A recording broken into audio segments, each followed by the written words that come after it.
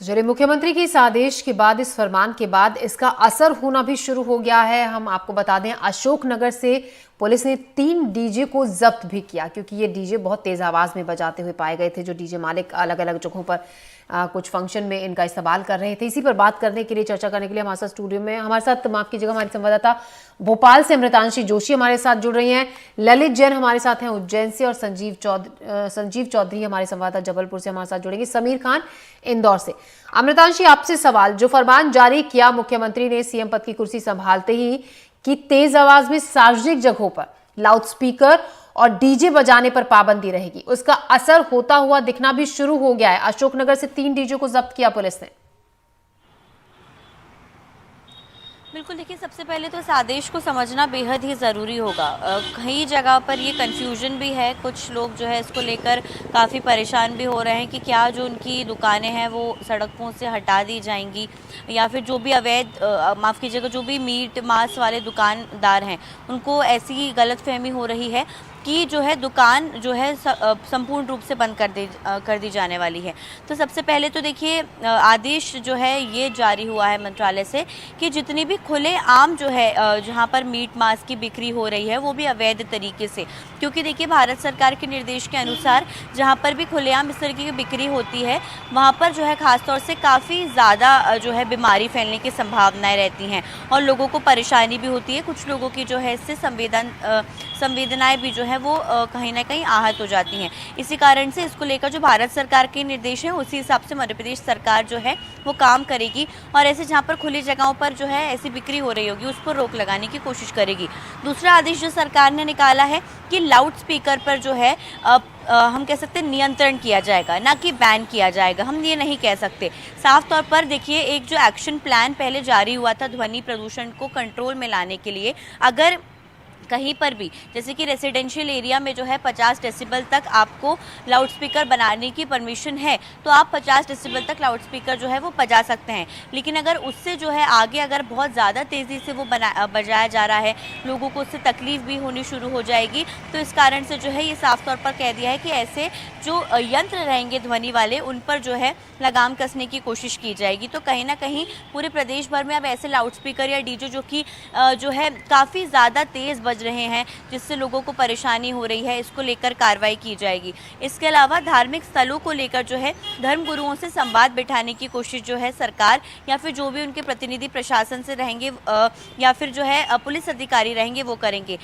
तमाम जो धर्म स्थल हैं वहाँ पर जाकर ये बताया जाएगा कि कितने जो है हम कह सकते हैं मापदंडों तक जो है लाउडस्पीकर या स्पीकर का इस्तेमाल किया जा सकता है। लेकिन अगर उससे ज़्यादा आवाज़ पर हो रहा है तो कहीं ना कहीं उनको समझाइश भी दी जाएगी, उनसे संवाद बिठाया जाएगा कहीं पर भी अगर हो रहा हो। और अगर फिर भी ये सब नहीं होता है तो फिर जो है वो कानूनी कार्रवाई का जो रुख है वो अपनाती हुई सरकार नजर आएगी। तो कहीं ना कहीं देखिए असर जैसे कि अशोकनगर में दिखना शुरू हो गया।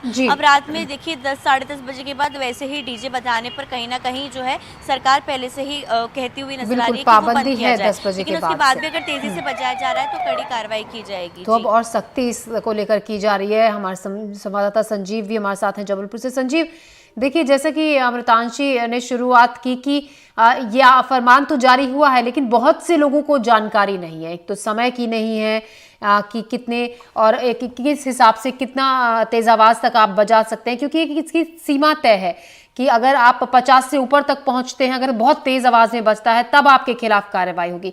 तो ऐसे में हम आपसे जानना चाहेंगे, आपकी बहुत लोगों से वहां पर बातचीत भी हुई है, क्या लोगों को इसके बारे में जानकारी है, और जानकारी है तो क्या लोग इससे सहमति रखते हैं कि हाँ इस तरफ सख्ती से सोचा जाएगा, जो नियम है उनको फॉलो किया जाएगा? बिल्कुल, आज सुबह से मैंने सभी जो वर्गों से बात की है। पहले अखिलेश्वरानंद गिरी महाराज से जो बात हुई थी वो इस बात से सहमत थे कि इस पर जो इसकी आवाज़, इस पर प्रतिबंध लगाया जाना चाहिए। उसके बाद मैंने मुफ्ती आज़म मध्य प्रदेश मौलाना साहब से जो बात की वो भी इस बात से सहमत है कि भाई ये हमारी परंपरा है, इसकी आवाज़ को कम किए जाने में कोई आपत्ति नहीं है, लेकिन इसे निकाला नहीं जाना चाहिए। और सरकार कोई भी निर्णय लेती है, कोई भी अपना आगे बढ़ाती है तो उसको पहले धर्मगुरुओं के साथ प्रशासन को समन्वय करके बढ़ाना चाहिए ताकि किसी तरह का कोई तनाव ना हो। उसके बाद मेरी कई सारे मुस्लिम जो प्रमुख लोग हैं उनसे भी चर्चा हुई। ऑन एन एवरेज मैं ये कह सकता हूँ कि लोग इस बात के लिए तैयार हैं और इस बात को उनको जानकारी भी है कि क्या नियम है, क्या होना चाहिए। तो वो इस बात से कहीं भी असहमत नहीं है कि ध्वनि प्रदूषण को या खुले में मांस विक्रय में को किया जाना चाहिए। लेकिन सभी लोगों का ये कहना था, जो मौलाना साहब थे उनका, जो स्वामी अखिलेश्वरानंद जी हैं उनका, और जो दोनों पक्षों के लोगों के साथ आज सुबह मैंने बात की, वो तैयार है। लेकिन जो इस पूरी चर्चा का निचोड़ ये हो सकता है कि किसी भी तरह की जोर ज़बरदस्ती यदि की जाएगी या उन स्पीकर्स को निकाला जाएगा तो शायद तनाव बढ़ सकता है और कोई भी पक्ष जो होगा वो ये अपने ऊपर मानेगा। अभी तो जब मैंने मौलाना साहब से चर्चा की कि भाई क्या ये किसी एक वर्ग को टारगेट किया जाने का देखा जा रहा है, तो उनका कहना था कि ऐसा नहीं है। ये जो निर्णय आया, उनके हाथ में प्रेस नोट भी था, उनके हाथ पे जो मुख्यमंत्री ने निर्देश जारी किए वो पत्र भी थे, तो उन्होंने उसका पूरा अध्ययन किया है और उनका कहना है कि भाई इस बात से असहमति नहीं है, आवाज़ को कम किया जा सकता है लेकिन ज़बरदस्ती निकाला ना जाए। उन्होंने एनडीटीवी के माध्यम से पूरे मध्य प्रदेश को संदेश भी दिया है कि भाई किसी तरह से कोई ज़बरदस्ती ना की जाए और प्रशासन के साथ समन्वय बनाया जाए। तो इस बात से ये अच्छे संदेश निकले हैं दोनों धर्मगुरुओं से कि वो जो मुख्यमंत्री का फैसला है उस पर वो सहमत हैं कि ध्वनि प्रदूषण नहीं होना चाहिए, खुले में मांस की विक्रय भी नहीं होनी चाहिए। पर इस निर्णय के जो लागू करने में है वो किसी भी तरह की कोई जल्दबाजी ना की जाए, जबरदस्ती ना की जाए और एकदम से अति उत्साह में कोई काम ना किया जाए। तो मिल बैठकर तो मुझे ऐसा शांति से समझा बुझाकर इसको लागू किया जा सकता है, कराया जा सकता है। समीर खान भी हमारे संवाददाता हमारे साथ जुड़े हैं। समीर के पास काफी लोग इकट्ठा हैं। समीर, चलिए हम यही चाहेंगे लोगों से आप बातचीत करें। सबसे पहले तो जाने क्या उन्हें उस नए फरमान के बारे में जानकारी है, अगर है तो क्या वो सोचते हैं इस बारे में। जी हाँ, बिल्कुल। इस समय मैं हूँ इंदौर के मुस्लिम बहुल्य इलाका जो खजराना है, उस खजराना इलाके में ही हूँ और उस स्ट्रीट में मौजूद हूँ, उस फूड स्ट्रीट पे जहाँ पर हम ये कहें कि मांस का जो है विक्रय भी होता है और उसकी दुकानें भी हैं। तो यहाँ पर हमारे उस एसोसिएशन के जो अध्यक्ष हैं याकूब, वो भी हमारे साथ हैं। साथ ही साथ हमारे साथ जो है कासिम परकाती एक युवा एक्टिविस्ट हैं, सामाजिक कार्यकर्ता हैं। सलीम अंसारी जी भी हमारे साथ हैं, वो भी सामाजिक कार्यकर्ता हैं। सबसे पहले हम अजान को लेकर ही बात करते हैं। कासिम परकाती हमें से क्या कहना चाहेंगे, इसको लेकर आपका क्या मत है, क्या सोचते हैं? देखिए, मैं हिंदुस्तान के उस शहर से बिलोंग करता हूं जिसको इंदौर कहते हैं और इंदौर स्वच्छता में लगभग 7 बार नंबर 1 आया। और उसके लिए जब ये शुरुआत हुई थी तो सबसे पहले ये हुआ कि गाड़ियों पे नगर निगम ने माइक बांधे और ये ऐलान हुआ कि गाड़ी वाला आया, घर से कचरा निकाल, और सामाजिक जो गंदगी फैलती है उसको दूर करने के लिए। अब मैं बात करता हूँ धर्म स्थलों की, तो धर्म स्थलों पर जो माइक का इस्तेमाल होता है वो सामाजिक गंदगी को दूर करने के लिए होता है। अजान ले लीजिए, हनुमान चालीसा ले लीजिए, आप सुंदरकांड ले लीजिए। धर्म स्थलों पर जो माइक होते हैं उसमें नाच गाने, डीजे, इस तरह का कुछ भी नहीं होता है, बल्कि सामाजिक धर्म से जोड़ने के लिए लोगों को बुलाया जाता था कि धर्म की जो गंदगी है, जो समाज में फैल रही गंदगी है, वो दूर हो, धर्म से लोग जुड़ें। इसी तरह मस्जिदों में जो आज़ान होती है, बात आज़ान की अगर आ रही है, तो जब आज़ान होती है ना तो वहाँ ढोल मंजीरे बाजे गाजे कुछ नहीं होते हैं। सादा सिंपल एक आदमी खड़ा होता है जो पुकारता है कि आओ अच्छाई की तरफ आओ, समाज में बुराइयां जो फैल रही हैं उसको रोकने के लिए बुलाया जाता है। ये सारी चीज़ों को दूर करने के लिए अब अगर मुख्यमंत्री जी ने कुर्सी पर विराजमान होते ही एक फरमान जारी किया कि धर्म स्थलों से माइक हटाए जाएं या उनके आवाज़ को कम किया जाए या उन पे पाबंदियां लगाई गई। पाबंदी लगना चाहिए थी मध्य प्रदेश में शराब पर, जिस तरह दूसरे स्टेटों में लगी, और बलात्कार के आरोपियों पर सख्त से कानून बनना चाहिए थे, तब ये एक बेहतरीन निर्णय होता। सभी तो मिली जुली राय लोगों की, हम चाहेंगे और भी लोगों से आप बातचीत करें। जी जी जी, बिल्कुल बिल्कुल। हाँ, दूसरा हमारे साथ सलीम अंसारी जी, आवाज कम करने को लेकर बात हुई है, आप क्या कहेंगे? दरअसल न यह आवाज का मसला है न यह प्रदूषण का मसला है। ये दरअसल 2024 का नैरेटिव सेट करने के लिए सब कुछ किया जा रहा है और बतौर मुख्यमंत्री इनकी इस घोषणा ने हमें मायूस किया है। हम ये सोच रहे थे कि शराब की दुकानों पर पर्दे पड़ेंगे, लेकिन शराब की दुकानों पर पर्दे डालने के बजाय इन्होंने आध्यात्म के यंत्रों पर और अध्यात्म के माध्यमों पर पर्दा डालने की कोशिश समीर, की हम है। चाहेंगे आप और इन्हें यही इनकी बताएं कि सियासत वो का बंद की नहीं, सिर्फ विशेषता एक है। आवाज अगर ये उसकी इस तरह थोड़ी से सी नहीं उस करेंगे हिसाब तो से जाहिर उसकी बात आवाज है कि इतनी जो हाई कुछ नहीं भी इस करनी वक्त है कि नजर लोगों आया को है, दिक्कत हो। कहानी है। उसको बजाने पर पाबंदी नहीं है, एक लिमिट आवाज है, तय मानक है कुछ, उसके हिसाब से उतनी आवाज उतना ध्वनि होनी चाहिए, ये फरमान जारी किया गया है। आवाज पर जो है जी हाँ बिल्कुल, हम जिस तरह से जो तेज आवाज पर जो है रोक की बात कही गई है, मतलब ना कि जो है पूरी तरह से बंद करने की बात कही है, आवाज पर नियंत्रण, तो उसको लेकर आप क्या? देखिए ऐसा है, जो सर्कुलर आता है उसमें तो एक आम आदेश होता है, लेकिन हम उसका इम्प्लीमेंटेशन देखते हैं कि किस तरह से होता है। यूपी में हमने देखा है, हमने महाराष्ट्र में देखा है, और मुझे पूरा यकीन है कि कहानी वही दोहराई जाएगी। आवाज़ कम करने की बात पे तो हम भी सहमत हैं, हमें कोई आपत्ति नहीं है कि साहब हम ऐसी आवाज़ लगाएं कि खजरानी की आवाज़ सिटी में जाए। नहीं, जिस बस्ती की मस्जिद है वहाँ का माइक है उस बस्ती के लिए है। उस पर मुसलमानों को जिद नहीं है कि साहब हम कोई आवाज बहुत तेज समीर, बजाना ये चाहते हैं। कुल और मिलाकर अगर बात आपको देखिए प्रदूषण डीजे इतनी बजाने फिक्र को है, लेकर भी हो रही है, तो जो जब घरों वाहन, में कान, पार्टियों में, जो शादी में, ब्याहों में चौराहों फंक्शन होते हैं, से ये निकल माइक के बजाने को उससे लेकर भी भी करते हो रही है, हैं, जो तो धार्मिक नहीं स्थलों पर होगा या फिर सार्वजनिक जगह पर तो माइक ये जो बजते दोहरा हैं, मापदंड नहीं होना उन चाहिए। सभी को लेकर हम ये चर्चा प्रदूषण हो को रही खत्म है। करना चाहते कुछ हैं, और तो लोग भी हैं प्रदूषण समीर, हम को चाहेंगे आप खत्म उनसे भी बात करें, तो लोग अपने अपने हिसाब से अपनी अपनी जी, जी, प्रतिक्रिया बिल्कुल। दे रहे हैं। जी याकूब समीर, भाई, जिस तरह से बिल्कुल बिल्कुल बिल्कुल सही कहा आपने। अब हम दूसरा सवाल आपसे करते हैं कि चूंकि अजान धार्मिक स्थलों की बात करें, डीजे भी जो बजते हैं ज्यादा आवाज में, या आप मांस विक्रेता संघ से हैं, तो डीजे से पहले आप बताएं कि डीजे जो ज्यादा तेज आवाज में बजते हैं उस पर प्रतिबंध है? और डीजे पे तो प्रतिबंध है ही ना भाई, डीजे पे होना भी चाहिए प्रतिबंध।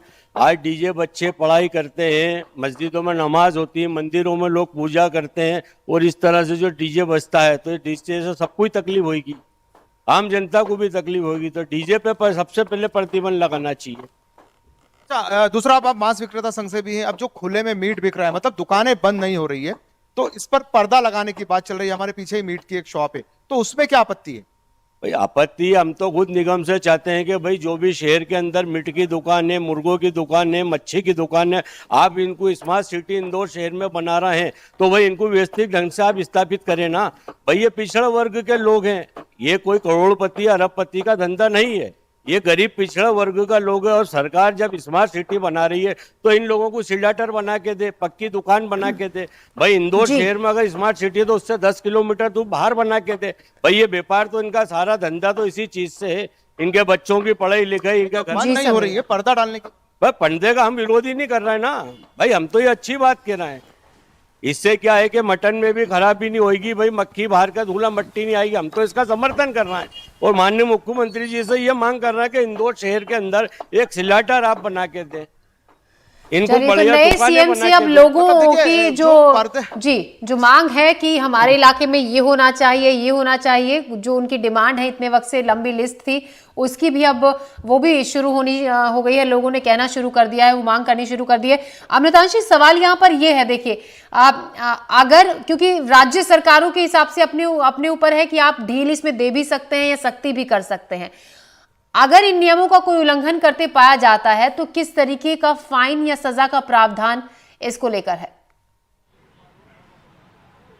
बिल्कुल, देखिए सबसे पहले जो है ख़ास तौर से जितने भी लोगों को इस काम में लगाया गया है, चाहे हम थाना प्रभारी की बात करें या प्रशासन के लोगों की बात करें, सबसे पहले उनको जो है ग्राउंड पर भेजा जाएगा कि किस तरीके से जो है उल्लंघन हो रहा है, अगर हो रहा है तो कितने स्तर पर हो रहा है। क्योंकि देखिए एक बार जब जो है प्रशासन के लोग जो है ग्राउंड पर उतरेंगे तो उन्हें समझ में आएगा कि कौन सी ऐसी जगह है जहाँ पर सबसे ज़्यादा उल्लंघन जो है वो किया जा रहा है, या फिर कहाँ पर लाउड स्पीकर या डीजे तेज़ बज रहे हैं, कहाँ पर जो है अवैध तरीके से जो है खुले में मांस मीट बेचा जा रहा है। क्योंकि खास तौर से जो है हर शहर के ऐसे कई इलाके होते हैं जहाँ पर इस तरीके के बिक्री के काम लगातार जारी रहते हैं। अब जैसे ही जो है जो भी पुलिस अधिकारियों को या फिर प्रशासन के लोगों को जानकारी प्राप्त होगी, उसका प्रतिवेदन बनाकर जो है वो सरकार के पास भेजेंगे कि देखिए 100 में से 50 जगहों पर इनका जो है लगभग उल्लंघन वाली स्थिति बन रही है। और जो भी प्रतिवेदन सरकार के पास जाएगा उसके हिसाब से फिर सरकार जो है उसके लिए पूरा एक एक्शन प्लान तैयार करेगी कि क्या कुछ कानूनी कार्रवाई होनी चाहिए, किस तरीके की होनी चाहिए, कब तक जो है कानूनी कार्रवाई अगर होगी तो किस किस पर होगी, क्या कुछ जो है फैसले रहेंगे। तो कहीं ना कहीं ऐसे में सरकार पूरा एक एक्शन प्लान तैयार करेगी दोनों ही आदेशों के हिसाब से, और इसके बाद जो है फिर आदेश निकाले जाएंगे कि अगर जो है उल्लंघन होता है, कहीं अगर रात में 11 बजे के बाद ज़्यादा डेसिबल पर डीजे बजाया जा रहा है तो उन पर क्या स्पॉट फाइन रहेगा या फिर जो है किन धाराओं के तहत पुलिस कार्रवाई कर सकेगी। तो कहीं ना कहीं ये सब को लेकर पूरा एक प्लान तैयार किया जाएगा। हाँ, हालांकि हम ये मानेंगे कि तमाम जो है अभी पूरी स्टडी इनकी 31 दिसंबर तक की जाएगी, जैसा कि मोहन यादव ने जो है मुख्यमंत्री ने निर्देश दिए हैं, और उसके हिसाब से आगामी कार्रवाई संपूर्ण की जाएगी। जी संजीव, अगर हम जबलपुर की बात करें तो यहाँ आपको क्या लगता है, क्या अलग से कुछ टीम गठित की गई है इसके लिए? क्या तैयारी अब प्रशासन की तरफ से की गई है इस आदेश को, इन नियमों को, जो नियम बनाए गए हैं उनका उल्लंघन ना हो और सख्ती से इनका पालन हो? नहीं, अभी तक तो ऐसी कोई विशेष जानकारी नहीं है कि प्रशासन ने कोई विशेष टीमों का गठन किया हो। मेरी सुबह कमिश्नर नगर निगम स्वप्निल वानखड़े से भी बात हुई थी, कल एसपी से भी बात हुई थी, तो अभी तुरंत में अभी 12-1 बजे तक तो ऐसी कोई जानकारी नहीं मिली है कि प्रशासन ने कोई टीम गठित करके एकाएक कोई कार्रवाई की हो। मेरी दोनों अधिकारियों ने यही कहा था कि हम समन्वय के साथ काम करेंगे, कोई बहुत दिखाने के लिए काम नहीं करेंगे। तो अभी तक तो ऐसी जानकारी नहीं है कि जबलपुर में कोई टीमों का गठन करके कोई कार्रवाई प्रारंभ कर दी गई हो। लेकिन जैसा मैं जानता हूं कि नगर निगम जबलपुर ने एक पहले भी प्रस्ताव पारित किया था सदन में, उसके हिसाब से खुले में मांस प्रतिबंधित है, विक्रय और मछली का विक्रय भी प्रतिबंधित है। तो लगातार नगर निगम यह कार्रवाई करती रहती है, लेकिन बस वही है कि जब कोई जनहित याचिकाकर्ता जागृत हो जाता है या कोई निर्देश आते हैं तो वह कार्रवाई थोड़े दिन के लिए चलती है और उसके बाद फिर बंद हो जाती है। तो बिल्कुल जो वहाँ पर जिन क्षेत्रों में मांस और मछली खुलेआम बिकती है वहाँ से तो निकलना भी मुश्किल होता है। वहाँ पर स्वास्थ्य का कोई ख्याल नहीं रखा जाता, बहुत गंदगी होती है, बहुत बदबू होती है। तो सरकार के इस निर्णय को तो सभी लोग मान रहे हैं। जैसा भी मैं सुन रहा था, ये भी सभी जगह ये कहा जा रहा है कि यदि सरकार को इस निर्णय को अच्छे से पालन कराना है तो उन्हें जिले जो उन्हें शहरों में जहाँ पर है एक क्षेत्र बना दें, एक विक्रय का एक पूरा मार्केट बना दिया जाए जहाँ पर मांस और मछली का विक्रय हो सके, ताकि सफाई भी रहे और लोगों के स्वास्थ्य की सुरक्षा भी रहे। तो ये मांग लगातार दोनों पक्षों की तरफ से उठाई जा रही है कि अगर सरकार अपने निर्णय को पालन कराना ही चाहती है तो उन्हें कोई स्थान देना होगा, पक्का साफ सुथरा स्थान देना होगा, नहीं तो वही होगा कि थोड़े दिन तक तो कार्रवाई चलेगी और उसके बाद फिर कार्रवाई बंद। तो संजीव, क्या ऐसा है, क्योंकि आपने कहा कि आपके आला अधिकारियों से बातचीत हुई है इस फरमान को लेकर, तो क्या ऐसा है क्योंकि एक बार परमिशन लेकर एक वक्त तय होता है कि परमिशन अगर मिली है आपको संबंधित विभाग की तरफ से तो आप डीजे बजा सकते हैं, क्योंकि लोगों की ये शिकायत होती है कि घर में फंक्शन है, हमें इतने वक्त तक बजाने की परमिशन दी जाए। तो क्या परमिशन के बाद ये अलाउ है कि आप डीजे और माइक बजा सकते हैं? सामान्य तौर पर अभी भी एसडीएम से या निकटवर्ती थाने से ये परमिशन लेना आवश्यक होती है। जी जी। तो अगर ये इस नियम को थोड़ा और मतलब अब कठोरता से पालन किया जाएगा कि अगर आपके यहाँ कोई कार्यक्रम है, कोई सार्वजनिक या धार्मिक कार्यक्रम भी है, तो थाने से या एसडीएम से उसकी परमिशन ली जाए। ये अवश्य प्रशासन कह रहा है कि हम इस नियमों का पालन करते रहे। 11 बजे के बाद तो कहीं से भी कोई आवाज़ नहीं आ सकती है, लेकिन अब बिना अनुमति जहां भी कोई कार्रवाई होगी, जहां कोई डीजे बजाया जाएगा या बारात निकलेगी और बहुत सारा शोर होगा, उस पर अब मजबूती से कार्रवाई की जाएगी के आधार तक से बजा सकते हैं, उसके बाद से नहीं। जी, शुक्रिया संजीव आपका हमसे बातचीत के लिए, और समीर आपका और अमृतांशी तमाम जानकारी के लिए, बातचीत के लिए शुक्रिया।